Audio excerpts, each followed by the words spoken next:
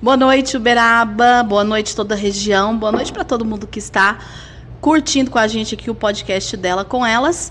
E hoje eu tenho uma convidada que, assim, olha, é de extrema importância para nós mulheres, gente. Doutora Mônica Giacometto, né? Ela é ginecologista e, além de ginecologista, é sexóloga também, né? No último episódio a gente teve aqui como uma sexóloga, mas hoje o negócio vai ser bem mais, assim, né, pro lado profissional mesmo, porque além de ser sexóloga, ela também é ginecologista, né? Então, ela vai poder, assim, tirar muitas dúvidas e eu espero que vocês gostem desse episódio. Boa noite, doutora Mônica, tudo bem?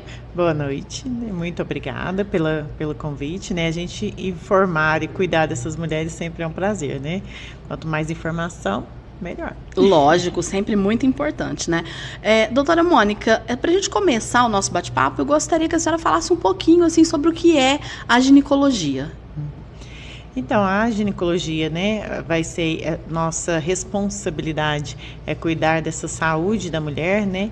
E o ginecologista, a gente acaba sendo meio clínico geral dessa mulher. Por quê? Eu falo que quando você gosta do ginecologista, você vai ficando, né?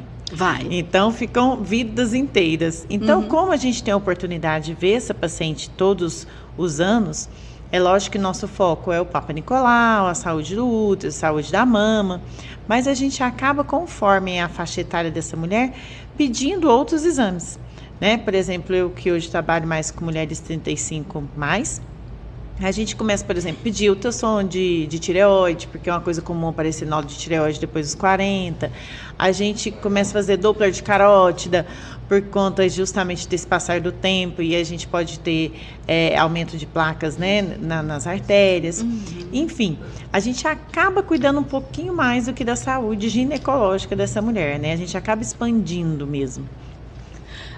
Doutora, e qual é a importância, né, desse cuidado com o gineco, né, de estar sempre... Qual é o período, né, que a mulher deve visitar o ginecologista? Eu falo que, assim, nós mulheres somos privilegiadas nesse sentido, né? Por quê? As mães, a menina, né, sai do pediatra e vai direto para o ginecologista. Ela para ali com 13, 14 anos de ir ao pediatra, e essa mãe, ela já está menstruando, essa mãe vai levá-la para o ginecologista. Enquanto que os meninos, né, ficam uma fase muito grande, sai do pediatra e fica meio perdido, não vai para lugar nenhum, né? Então, alguns vão começar a ir ao urologista aos 40 anos, né, para fazer o exame de próstata, mas nem todos, ainda por cima. Sim. Então, assim, hoje a gente fala que pelo menos esperar a menstruação, a não ser que ela tenha alguma outra queixa de corrimento, alguma coisa que seja persistente, né, que não tenha resolvido. Mas normalmente a gente começa depois da primeira menstruação, para a gente orientar sobre ciclo, orientar se ela está tendo cólico ou não, se ela, né, a higienização com essa menstruação, para evitar infecções. Então, depois da menstruação seria um fator interessante, uma idade interessante mesmo. Certo. E assim, e o período, né, de distância de tempo anual que a mulher ela deve consultar o ginecologista? Nessa fase de adolescente, não precisa ser todos os anos, né? Aí a gente acaba orientando de 2 em 2 anos, e se voltar antes, se aparecer algum sintoma diferente. Mas a mulher aí da vida adulta, né, digamos assim, quando começa essa vida sexual ativa, sim, o ideal 1 vez por ano, né? Por quê? A gente esperar ter algum sintoma é desnecessário, porque o Papa Nicolau, a gente fala que é um exame profilático, né? Porque exames não são profiláticos, são vacinas que são. Mas como o exame é muito sensível, ele vê alteração que tem chance de virar câncer de colo, por exemplo, e a gente vai tratar aquela alteração e essa menina não vai ter, né? Não vai ter essa evolução. E essas alterações celulares que o Papa Nicolau vê, não dá sintoma, né? Não dá corrimento, não dá coceira, não dá sangramento, não dá nada. Então, você esperar ter alguma coisa para ir ao ginecologista talvez você adiar muito um diagnóstico, né? Que poderia ter feito inicial e ser um resultado infinitamente melhor. Assim como na mama, por quê? Eu faço autoexame, mas para sentir um nódulo, ele tem que ter pelo menos 2 centímetros. A mamografia vê alteração, microcalcificações que é onde tem chance de aparecer o nódulo que tem característica maligna. Então, ela também acaba sendo um diagnóstico muito precoce. Entendi. Doutora, falando um pouquinho sobre ovários policísticos, né? O que é um ovário policístico? Não é qualquer cisto, porque às vezes é muito comum essa menina que vai começar aí cedinho, você fazer um ultrassom nela e ela provavelmente vai ter um cisto, dependendo da fase do ciclo menstrual que você tiver feito o exame. E que às vezes nessa idade ela não presta tanta atenção assim nesse ciclo menstrual. O ovário policístico é uma síndrome que não é só ter o cisto no ovário, né? Mas também essa menina que tem ovário policístico vai ter irregularidade menstrual, com atraso, né? Com períodos de amenorreia, de ficar sem menstruar. Ela pode ter alteração da resistência insulínica. E aí ela vai ter aumento de pelo. Pelo aonde? Pelo em lugares que eram mais comuns em homens. Então, às vezes, a barbinha aqui, né? Na raiz da coxa, nesses casos... na raiz da coxa, no final das costas, né? Que são características de homens. E aí, isso também ia estar num ovário policístico mais intenso, né? O que ela vai perceber mais mesmo é ganho de peso. Às vezes, justamente por causa dessa resistência insulínica, aquela menina que começa a ficar aqui com a nuca com marca escura. Então, são alguns sinais, né, da síndrome do ovário policístico. Essa menina que tem esses... Aí ela pode ter os vários cistos no ovário, que é perceptível no ultrassom, e ela vai ter dificuldade de ovulação, né? Por quê? Porque os vários cistos é como se formasse uma carapaça ali em volta desse ovário, que fica difícil de romper, né? Então, essa menina pode ter, sim, dificuldade de ovulação. Mas que eu sempre falo para elas, não caia nessa conversa. Eu tenho ovário policístico, não vou engravidar. Como precisa, se ela tem um ciclo menstrual irregular, ela não sabe nem se está na fase que fase do ciclo ela está, se é no período fértil ou não. Então, ela precisa usar o método anticoncepcional, ela precisa evitar a gravidez. Então, não caia nunca nessa ilusão. Não, você tem ovário policístico, é muito difícil. Uma menina jovem, né, os hormônios estão muito a favor. Então, não dê sorte para o azar, né? Pois é, e fora também a questão da segurança, né, doutora? Porque eu penso que, assim, a forma mais... para mim, a forma ideal de evitar gravidez é o preservativo, porque as pessoas pensam em evitar gravidez pela gravidez em si, somente, né? Mas tem muitas coisas além disso, né? Principalmente o caso do vírus HPV, né? Que é transmitido pela relação sexual também, né? Então, eu penso que, assim, as adolescentes, principalmente as adolescentes, né? Deveriam focar bem aí nessa questão de uso de preservativo, né?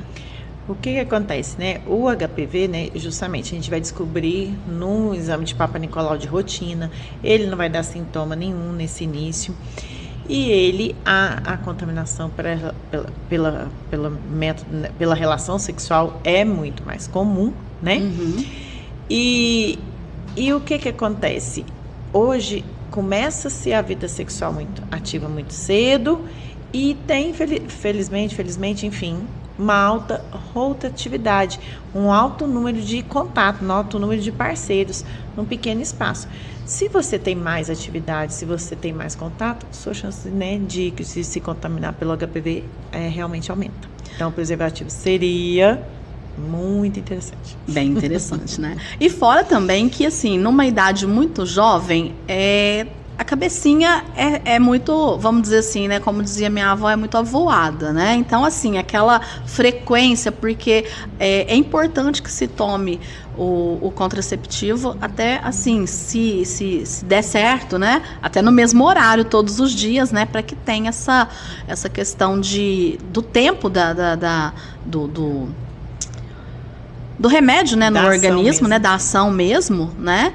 E a gente sabe que jovem não fica muito ligado nessas questões, né? Então, o preservativo é sempre bom, pelo menos na minha opinião, é sempre o melhor método. Talvez ele fosse o completo, né? Assim, no sentido de evitar a gravidez e evitar, né, a contaminação. Sim.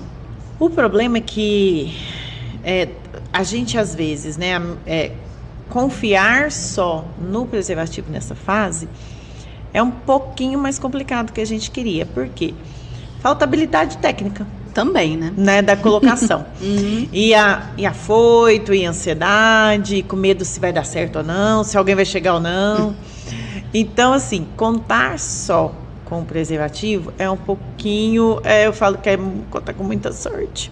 Mas, enfim, hoje a gente tem que a Sociedade de Pediatria nos orienta muito, é o DIU, porque hoje a gente tem mini DIU, né? Tanto de cobre quanto de hormonal, que hoje a gente tem ele em menor tamanho, que pode ser colocado nessas meninas que ainda não engravidaram. E ele, apesar de todo mundo ter medo do DIU, a chance do DIU falhar é menor que 1%, né? Então, ele é um método muito eficiente. Que também, aí, não que é, mas aí ela não vai usar mais camisinha. Se ela não quiser usar camisinha, ela não vai usar, né? Nem ele, nem ela estando com DIU, não, infelizmente. Mas a associação seria mais segura, né? Talvez. Sim. Eu penso que, assim, o ideal mesmo seria, né? Esperar, né? Assim, uma idade onde tivesse mais responsabilidade, né? Mas a gente sabe que não funciona assim, né, doutora? Hoje, muita pressa, né? Muita pressa. E aí, continuando, né, falando a respeito dessa pressa, às vezes também o próprio organismo é apressado, né? E aí eu gostaria de falar um pouquinho sobre a puberdade precoce, principalmente nas meninas, né? Até um certo tempo atrás, ninguém achava que isso fosse um problema, né? Mas hoje já se sabe que, assim como não é normal uma menina menstruar com 16 anos, também não é normal a menina menstruar com 9 para 10 anos, né? E isso acontece muito, né? Isso aconteceu comigo, com 2 de minhas filhas também, né? Mas assim, a gente achava que isso era normal, né? Para mim foi normal e lá na definição mesmo, é considerado puberdade precoce se for antes dos 8, tá? Mas é lógico que tem alguns outros exames que você vai avaliar. Então, assim, essa menina que esteja dando sinais de produção hormonal, que tenha algumas alterações mostrando que ela tem começando a esse ovário funcionar, resultados laboratoriais compatíveis, né? Até uma certa fase, às vezes você pode inibir essa puberdade. É uma medicação mensal, é meio chatinho porque é injeção, né? Injetável, mas pelo menos vai evitar essa menina chegar a essa menstruação mais cedo. Que não é só a dor de cabeça da logística de lidar com a menstruação da menina tão jovem, mas é atrapalhar o crescimento dela, esse amadurecimento muito cedo. Tem muitas alterações psicossociais para essa menina. E a saúde mental faz parte da saúde como um todo, né? Então, realmente não é interessante se a gente conseguisse fazer essa diagnóstico precocemente da puberdade precoce, de ter recursos para cuidar dessa menina e evitar que ela venha a menstruar. Pode segurar até 2 anos, é o que a gente vai acompanhando, é a idade óssea dela, né? Para saber quando que a gente vai parar ou não de fazer essa inibição. Ok. Doutora, cólicas, até onde, né, sentir cólica é normal durante a menstruação? Então, cólica é normal? Sim. Vamos dizer assim, o desconforto, né? Sim, por quê? Porque o colo do útero tem um buraquinho, né, fininho, e tem que passar esse sangramento, né? E como a menina mais jovem, normalmente ela tem um fluxo maior, acaba formando coágulo, e para colocar esse coágulo para fora, esse útero tem que contrair. Mas essa cólica incapacitante, que essa menina não consegue ir para a escola, que essa menina, né, rola lá de dor, toma medicação, toma outra e não funciona, precisa ser avaliada, né? Porque aí fica, não, mas é frescura, não, mas é assim mesmo. As pessoas falam muito rapidamente que a gente tem que se acostumar com as coisas ruins, né? Não tem. né? Hoje a gente tem muitos recursos, a gente tem medicações melhores, específicas para cólica, e a gente tem que avaliar as possibilidades de endometriose, né?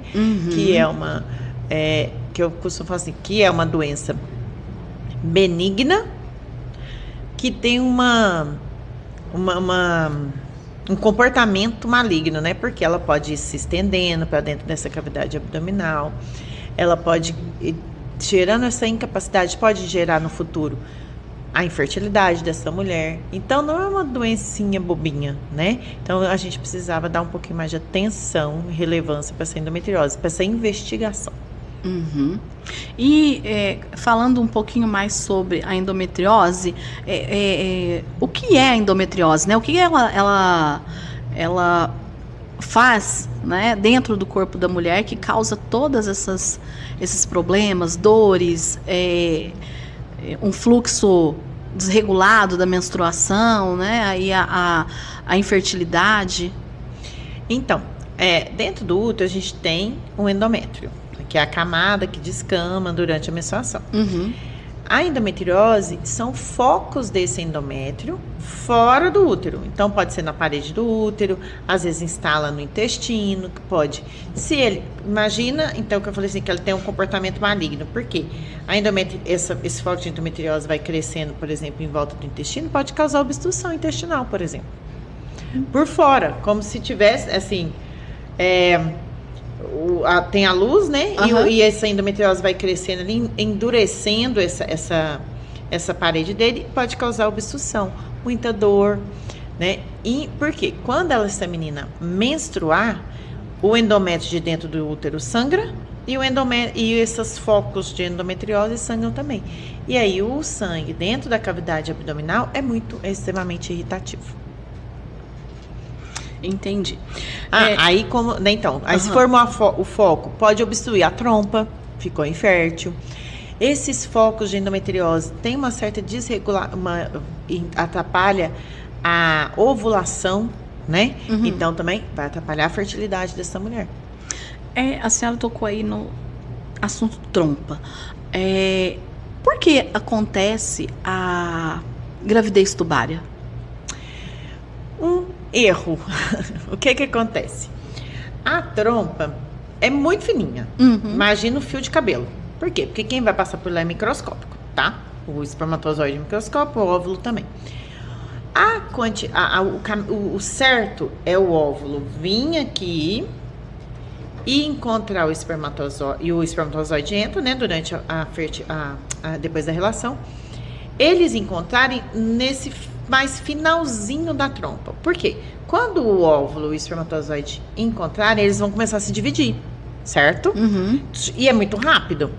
Para o negócio, né, para a luz da trompa, que é um cabelinho, né, o que acontece? Se houver esse encontro mais para cá, ele começou a multiplicar e não deu tempo de chegar de volta no útero. Aí entope. É literalmente isso. Então, assim, é um erro de encontro. Esse espermatozoide chegou lá muito cedo, esse óvulo estava muito atrasado. É um erro, como se fosse um erro de encontro. Eles encontraram num lugar ruim, né? E em alguns casos, porque também esse movimento desse embriãozinho aí, né, nesse encontro, a trompa também tem movimento, certo? Que vai ajudar esse embriãozinho a chegar até o útero. Algumas mulheres têm a trompa, por exemplo, dilatada, e então não funciona direito essa ajuda de mandar o embrião. Então também pode evoluir com a gravidez ectópica. Então ou é um encontro no lugar errado, ou uma falta de funcionalidade adequada dessa trompa de chegar, mandar ele para dentro do útero. Porque a gente ouve muito falar, porque assim, é até relativamente comum, né? Esse tipo de gravidez, a gente ouve falar bastante, mas não tem uma explicação de por que acontece, né? A gente sempre imagina, assim, coisas com a sua explicação, percebe-se que é uma coisa, assim, bem comum mesmo, né? Que pode acontecer. Mas a gente, assim, que não sabe, né? Que é leigo no assunto, imagina que seja uma coisa de outro planeta. Uma coisa muito complicada e realmente não é, né? O que acontece? No fritar dos ovos, todo mundo acha que engravidar é muito fácil. Sim. Engravidar, gestar, é super simples esse negócio, coisa acontece assim, ó. se for um menino de 15 anos, desempregado, não tem nada, vai dar certo. Mas se for minimamente organizado, a gestação tem muitas fases. Enquanto eu fui obstetra, né, eu falo assim, que o pré-natal inteiro você vai passando da fase, é igual o joguinho mesmo, sabe? Então tá começando a tentar engravidar. Ai, será que fecundou, né? Será que vai encontrar? Vai encontrar, depois, será que vai implantar?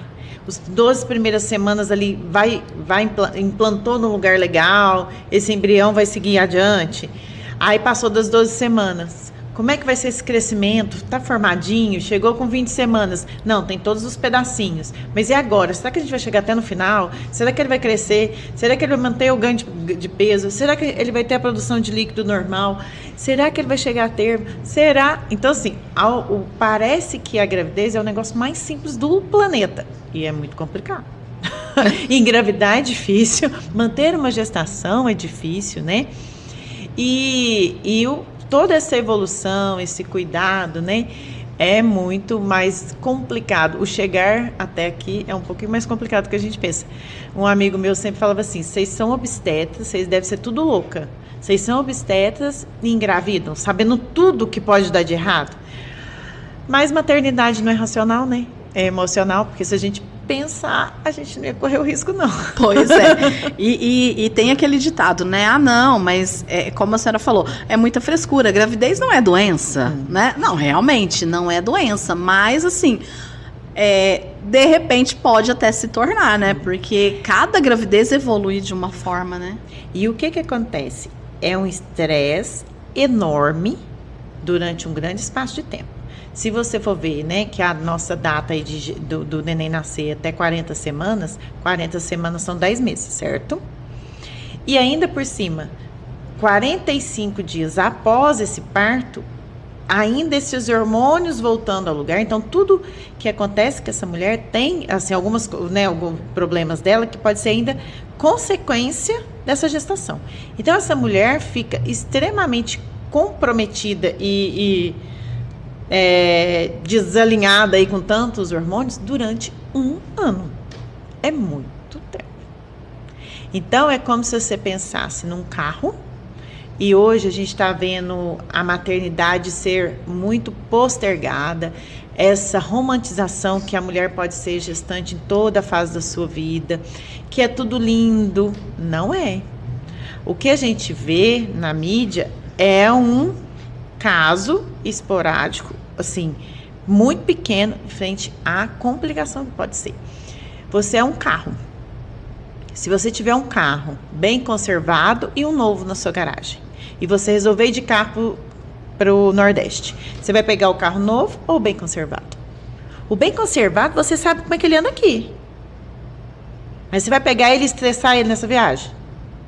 Não, porque você não sabe como é que ele funciona. Uma mulher com 40, com 36, 40, é um carro bem conservado. Mas será que ele aguenta a viagem? E fora o depois, né? Que ainda tem a volta, né? Isso. Porque, assim, as pessoas pensam em gravidez, né? Somente o período em que se está grávida, o parto, né? Mas tem o depois também, porque não é só engravidar e colocar o filho no mundo, né? Depois a gente tem que criar.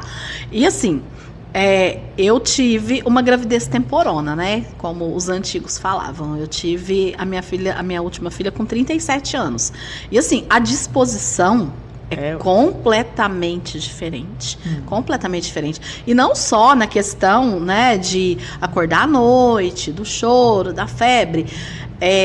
Depois, com 5, 6 anos, na fase de escola, na fase de sentar no chão para brincar, é muito complicado, né? As pessoas pensam nessa gravidez depois de uma certa idade, falando somente na gravidez, mas é muito complicado, não é? Hoje ela tem 13 anos, né? E a gente cuidar de uma criança de 13 anos, uma adolescente de 13 anos, quando tem 25 anos é uma coisa, mas quando chegando nos 50, é outra completamente diferente, né? Às vezes, assim, existem tem o lado bom e tem o lado ruim, porque, né? Assim, a gente tá com outra perspectiva, com outra cabeça, né? às vezes tem mais paciência, né? Porque às vezes uma pessoa fala assim, não, mas eu não tenho mais paciência. Mas às vezes a gente, quando é jovem, tem menos paciência do que depois. Acho que é sabedoria. É sabedoria, sim. Mas, assim, a parte física é muito complicado. É muito complicado. Não é muito fácil. Mais, né? Muito mais. E aí é igual a gente está falando do carrinho. Porque o corpo já está desgastado, né? Sim. E aí a gente, igual falando do carrinho. Então, aquele carrinho que às vezes ia andar super bem aqui por mais trocentos anos na cidade, você coloca ele na viagem e ele funde o motor. E é isso. Você pega esse corpinho, estava muito bem conservado, ele ia durar o resto da viagem. Você estressa ele, talvez você encurta a sua viagem por conta desse estresse. Com toda certeza. Ai, doutora, a gente falou aí sobre a puberdade precoce, né? Vamos falar um pouquinho também sobre menopausa precoce. Qual é a idade, né, que julga-se uma menopausa precoce? Antes dos 45. Hoje, né, a maioria das mulheres brasileiras entra na menopausa por volta dos 48. Todas aquelas que têm menopausa antes de 45 é considerada precoce. Mas o período de climatério, de mudança hormonal, pode começar aos 40, tá? O que é o climatério? O climatério é a diminuição gradativa da sua produção hormonal. A menopausa precoce é um apagão. Então, diferente dessa menopausa normal, que vai vir climatério, você tem umas alterações, você tem alguns sintomas e depois vai chegar na falta da menstruação e nos sintomas, a menopausa precoce é um apagão, do nada. Então, você não sente nada. Você tá de boa, ok, e de repente você entra na menopausa, tá? É uma falha ovariana, é uma falência dele, é instantânea, digamos assim, né? Então, e com todos os sintomas da menopausa. Os sintomas da menopausa, Márcia, é do fio de cabelo ao dedão do pé. Queda de cabelo, ressecamento ocular, ressecamento da boca, ressecamento da pele, perda de colágeno, envelhecimento dessa pele, mudança da articulação, perda de massa muscular, alteração óssea por desgaste ósseo, intestino fica lento, então mais constipação intestinal. Essa mulher com constipação pode ter mais chance de ter hemorroida. Então, assim, a menopausa, seja ela precoce ou no tempo certo, vai mexer com você do fio de cabelo ao dedão do pé. E é muito complicado porque, assim, quando se fala em menopausa, os homens, né, os maridos, os namorados, os companheiros, eles pensam simplesmente em parar de menstruar, né? E até assim, né? Nossa, que legal, agora a gente tá livre, né? Não tem mais o que pensar, não vai precisar mais tomar anticoncepcional, não precisa mais usar preservativo, não vai engravidar. Mas aí, o que acontece? Essa mulher, ela não tá mais com essa bola toda, com esse fogo todo, porque tem esse lado também, né? O que acontece com o corpo da mulher durante a menopausa e até mesmo durante o climatério, né? Que deixa essa mulher mais apagada, doutora? Hoje, né? O que acontece? É difícil mesmo o homem alcançar a dimensão dessa mudança. Porque a gente mesmo, que é mulher, não somos preparados para a menopausa. Fala-se muito pouco da menopausa, do climatério nem se fala. Então, assim, você sabe muito pouco. Você que é mulher sabe pouco, o homem que, né, sabe menos nada ainda. E aí a gente sempre fala assim, às vezes ela fala, não, mas aí vai ser bom agora, não tem menstruação, não vou ter mais TPM. Não, benzinha, a sua TPM vai durar o mês inteiro agora, não passa. O que acontece? A menopausa, seja ela precoce ou habitual, né? É a falência dos nossos ovários. Os ovários param primeiro vão diminuindo a produção de progesterona. A progesterona é responsável pelo humor, pela qualidade do sono. Então, aquela mulher começa a ter, no climatério, insônia, mais na TPM, irritabilidade, essa TPM vai ficando cada vez mais intensa. Depois, a gente vai ter a queda do estrogênio também. E, por último, depois, mais perto dos 50, a gente também vai ter queda da testosterona. Hoje, fala-se muito, muito, muito da testosterona como se ela fosse a salvação da lavoura. Não é. O nosso foco na menopausa, o nosso carro-chefe é fazer a reposição hormonal do estradiol e da progesterona. E também da testosterona. Mas então, essa queda do estrogênio, porque aí sem o estrogênio, a gente perde massa muscular, a gente ganha mais gordura, que é circunferência abdominal. Então, gordura visceral é gordura cardíaca, você aumenta seu risco cardiológico. A gente, antes de entrar na menopausa, a gente infarta menos que homens, e agora a gente infarta, cai no mesmo risco que eles, com outro contexto totalmente diferente da vida feminina, né? Que é muito estressante, irritante, mil coisas. Então, a gente vê hoje aumentar muito a quantidade de infartos, né? De mulheres infartadas, e justamente depois dessa menopausa. Então, esse estradiol, esse estrogênio que cai, impacta no cabelo, na unha, né? E nessa parte cardiológica, muscular, articulação. Sem músculo, esse osso, essa articulação fica mais perto, ela é uma fase de ressecamento, então diminui o líquido sinovial, mais atrito entre as cartilagens, mais chance de artrite, de artrose.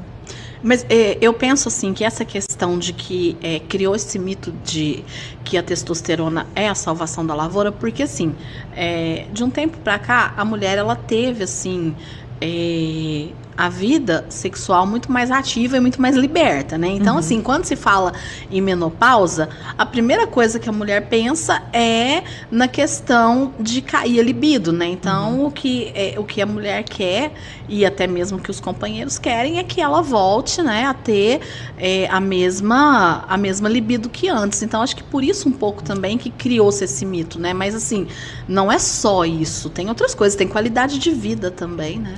E aí, isso é uma ilusão que se cria. Por quê? Para cuidar dessa libido dela,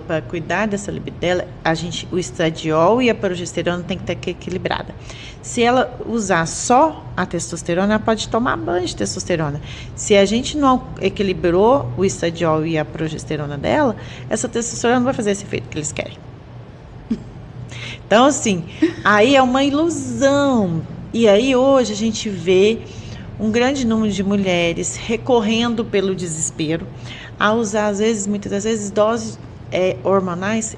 Ou não existe hoje no mercado pronto dose de testosterona para a mulher. Todos os que tem pronto, injetáveis, são doses para o organismo masculino. E quando você exagera na testosterona, você tem probleminhas. Queda de cabelo, engrossamento de voz que não vai voltar. Você pode parar de usar a testosterona, você vai continuar com aquela voz grossa, porque igual nossos filhos meninos que passam para a puberdade e mudam de voz, pelo engrossamento da corda vocal, pela ação da testosterona, é o que vai acontecer com essa mulher. Então a voz não vai voltar, aumento de clitóris, né? Não vai voltar, só cirurgia, tá? Então, e fora que o excesso, né, o uso em excesso da testosterona aumenta o nosso risco de câncer de fígado. Então, essa mulher tem que tomar um pouco mais de cuidado. Hoje, a gente está vindo numa fase de imagem, né? E vende-se uma imagem um pouquinho mais difícil dessa mulher, né?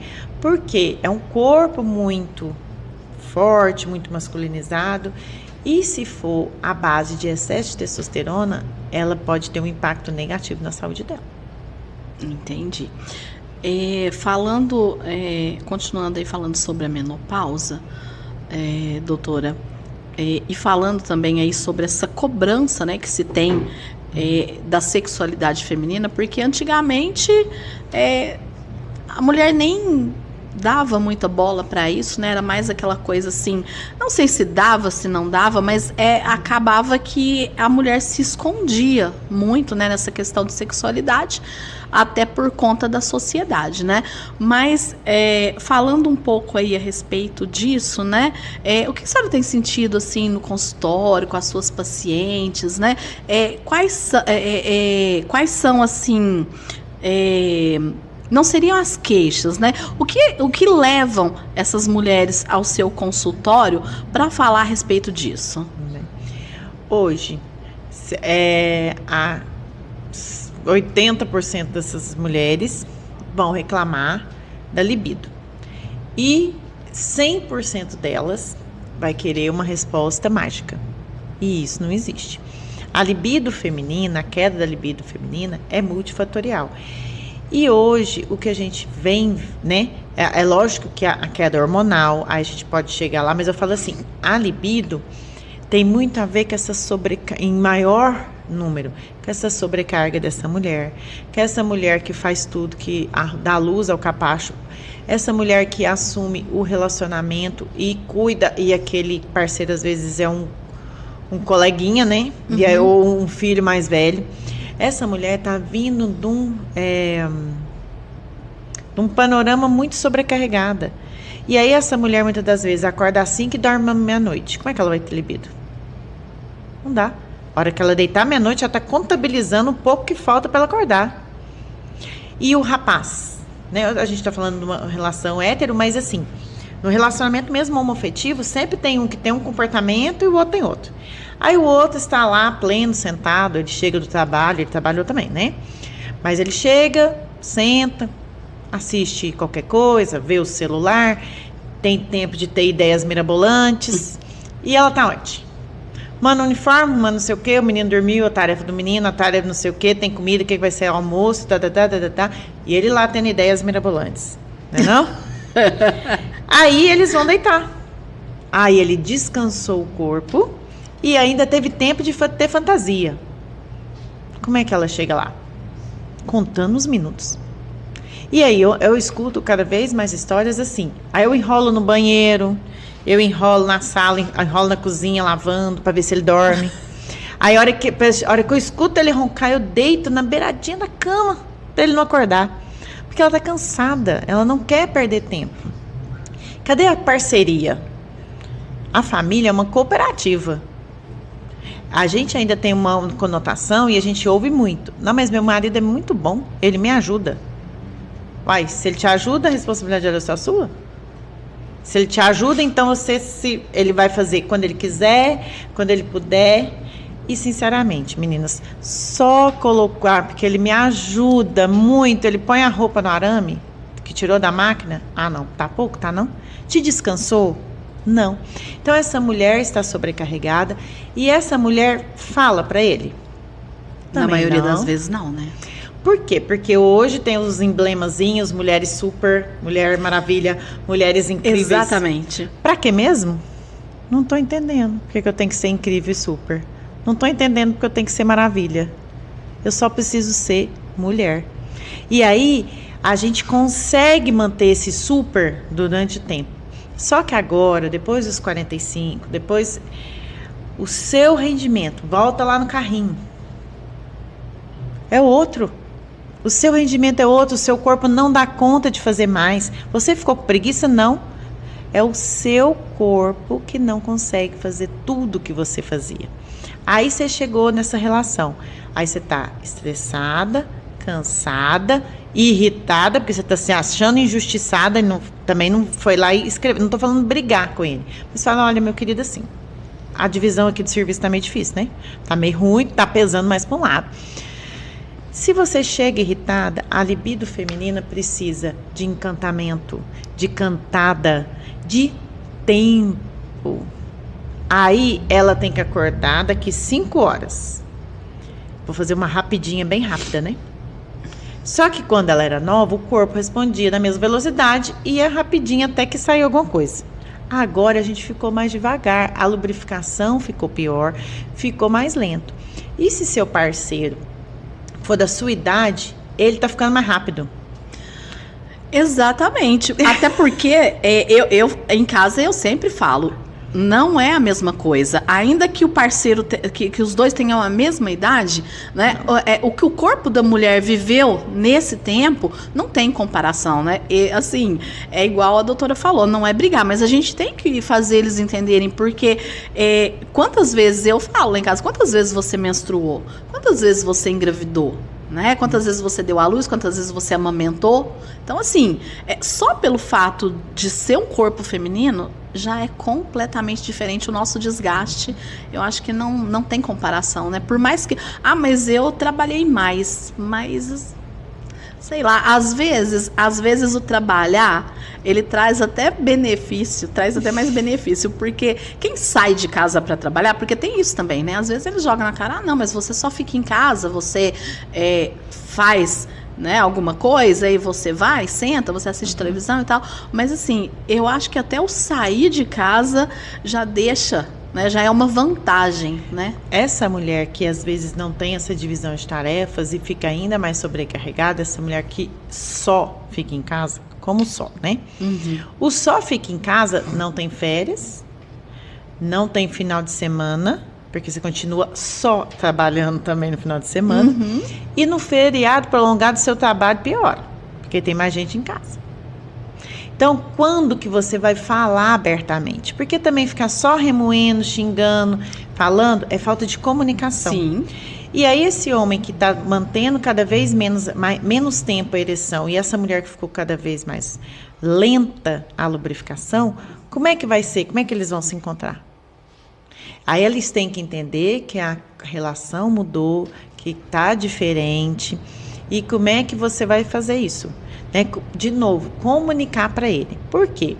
Se você começar a fazer a rapidinha, fingir que você gostou, ele não vai te perguntar se era verdade ou mentira.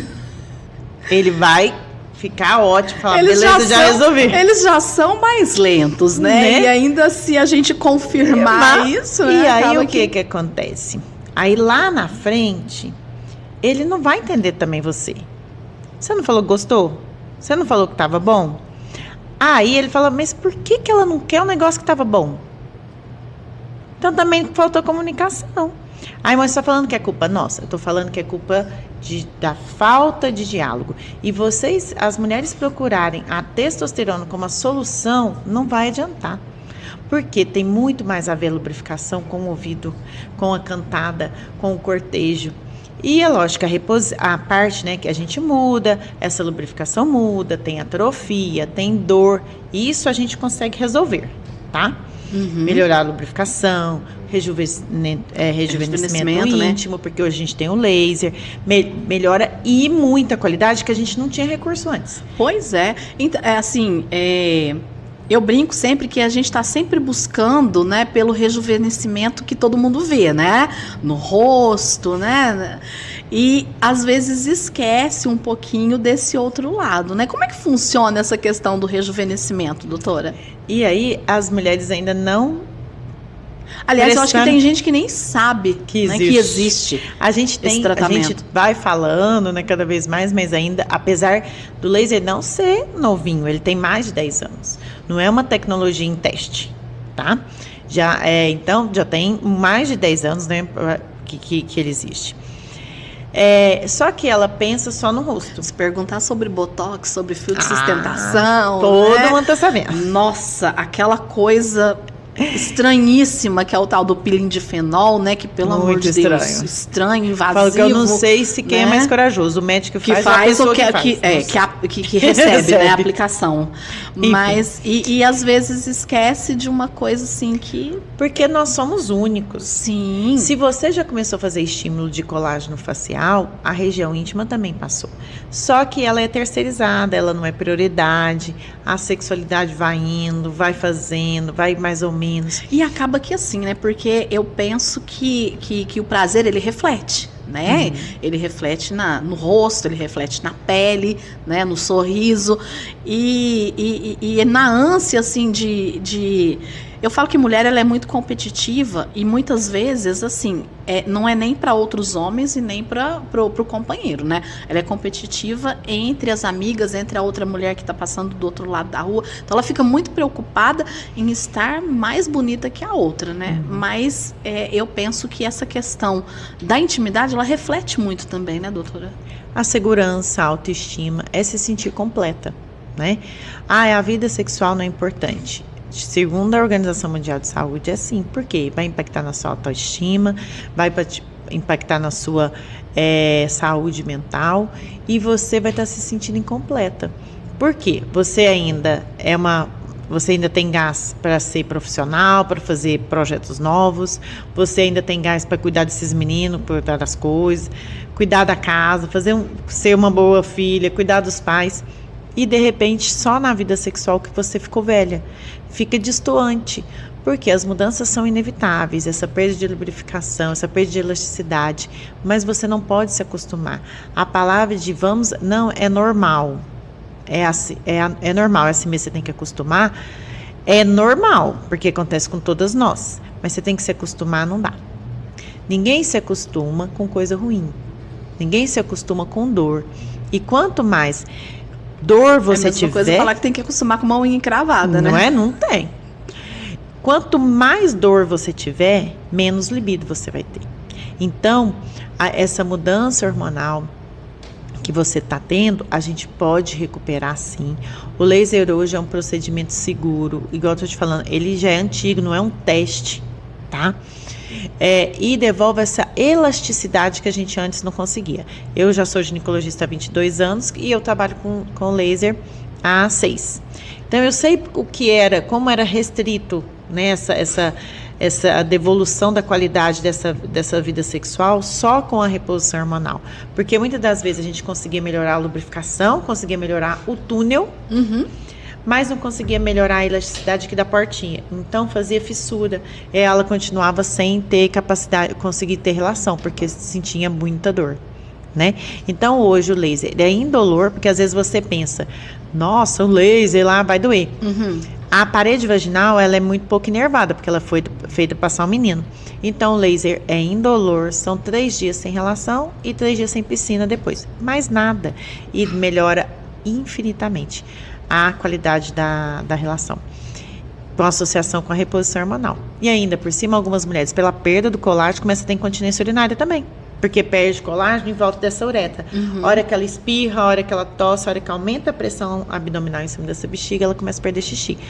O laser também vai resolver essa incontinência, que incomoda, que deixa essa mulher insegura, que deixa ela constrangida, ela tem medo de começar a cheirar, né, xixi, né? Então isso causa também um constrangimento muito grande. E a gente pensa em incontinência urinária quando o xixi sai assim, descompassadamente, né? Mas quando a gente faz xixi quando espirra ou quando tosse, também conta como incontinência, doutora? Sim, os primeiros passos, né, da incontinência.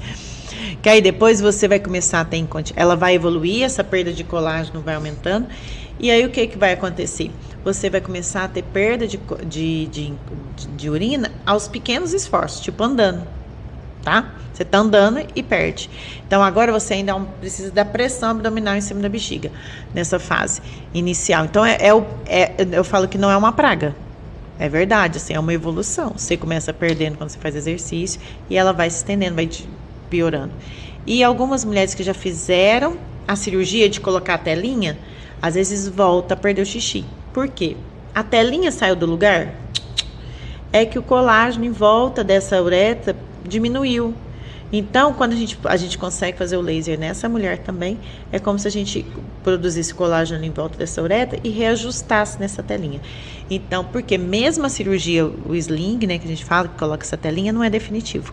O laser não tem limite, a gente pode repetir quantas vezes forem, né, assim, a gente pode ter esse recurso prolongamente nessa fase da menopausa, daí em diante, muito tempo.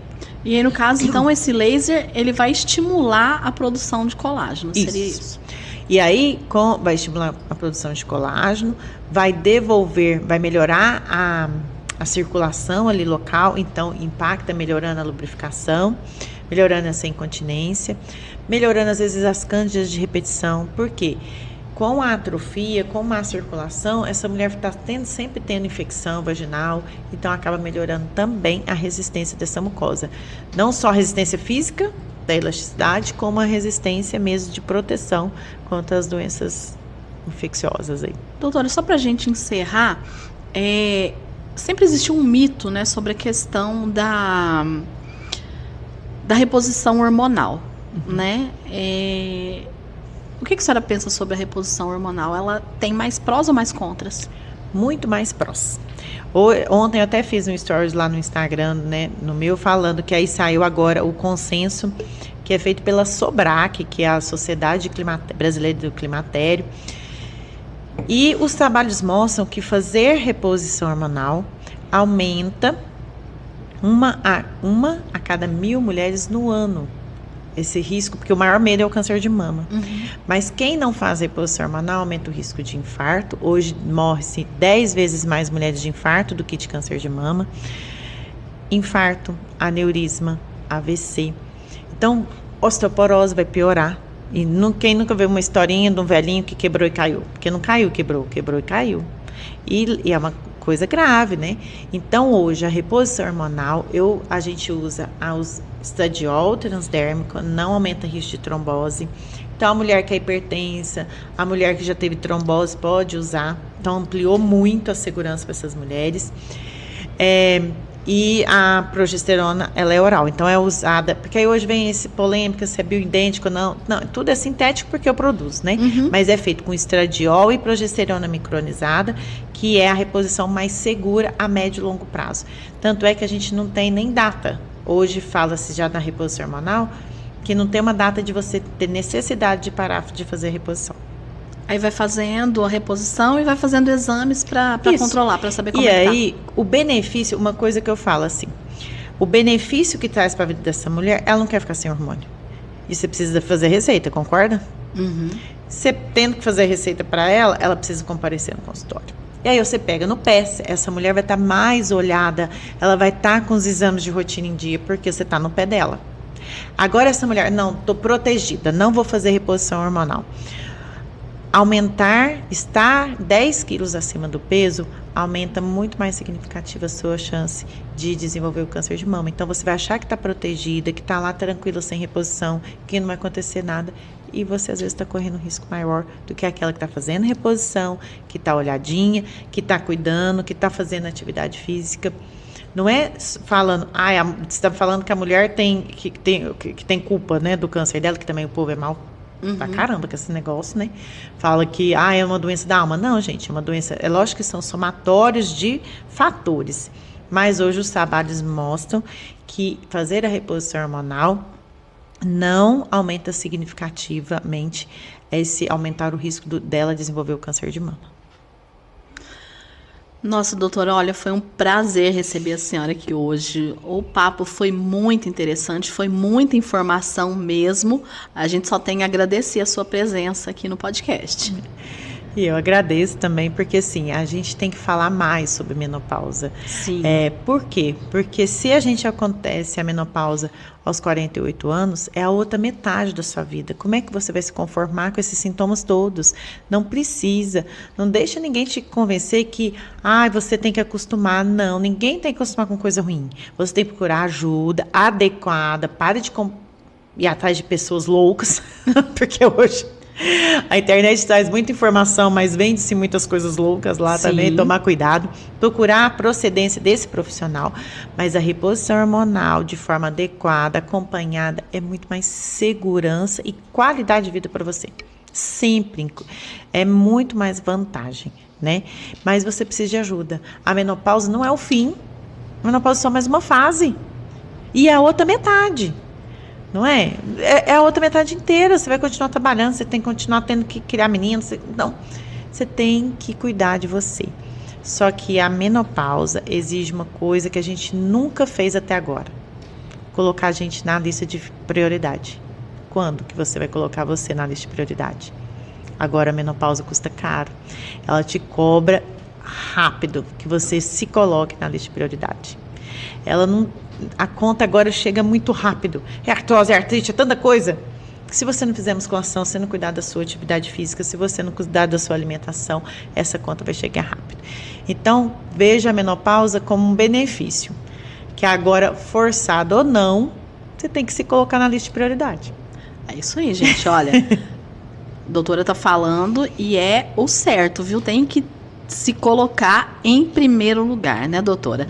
Gente, olha, o podcast de hoje, né, o Dela com Elas de hoje tá terminando, mas a semana que vem a gente tá de volta com muito mais assuntos, especialmente para você, mulher que tá aí do outro lado, e eu espero por vocês. Quinta-feira, às 19 horas, aqui, né, no YouTube. E, pessoal, olha, tem também as redes sociais do podcast, viu? Eu convido vocês para dar uma chegadinha lá no Instagram, para inscrever o Adilson tá me dando um sinal ali. Adilson, vem aqui, fala pra gente aí o que é. Curte, compartilha o sininho. Hã? Ele tá me cobrando, gente, pra eu olhar na câmera. Mas é isso aí, gente. Olha, podcast é assim mesmo, é ao vivo. E ele tá lá fazendo sinal pra mim e eu tô tentando entender o que ele tá falando. É a minha câmera, ó. É pra eu olhar pra essa câmera, gente. Dá uma passadinha também lá no nosso Instagram. Se inscreve lá no canal, porque quando você tá inscrito lá no canal, quando tá chegando a hora do podcast, você já vai receber a notificação, viu? Tem a página do Facebook também. E olha só, eu acompanho o Instagram também da doutora Mônica e todo dia tem novidade lá, viu? Todo dia tem uma coisinha diferente. Dá uma passadinha lá também, curte o Instagram da doutora, que todo dia tem novidade lá, gente. Olha, um abraço para todos vocês e até quinta-feira.